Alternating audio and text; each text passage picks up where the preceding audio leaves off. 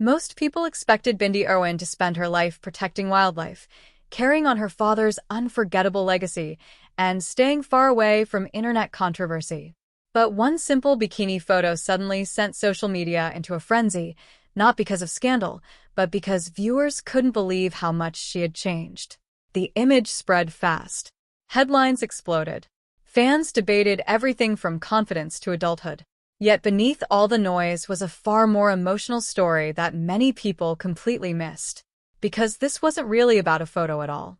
It was about a little girl the world once watched grow up finally stepping into her own identity.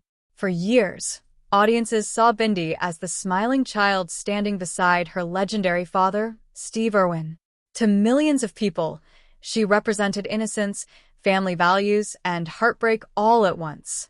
When Steve Irwin tragically passed away in 2006, the entire world watched a young Bindi trying to process unimaginable loss under the glare of television cameras. That image stayed frozen in people's minds for years. Which is exactly why seeing her now as a confident 27-year-old created such a powerful reaction online. Sometimes the hardest thing for public figures is not becoming famous. It's growing up in front of people who refuse to let them change. That emotional tension has followed Bindi almost her entire life. While most young adults get to discover themselves privately, every phase of her journey happened publicly. Every appearance sparked discussion. Every life decision became commentary. And over time, people quietly placed her inside a box built from nostalgia. They wanted her to remain the cheerful wildlife child forever because it reminded them of a simpler time. But real life doesn't work that way. People grow. Pain changes them. Experience reshapes them. What made the viral bikini photo resonate so deeply wasn't simply appearance. It was confidence. Calm confidence. The kind that often comes only after surviving grief, pressure, and years of public expectation. You could almost sense audiences realizing, in real time, that Bindi was no longer the little girl they remembered from television specials.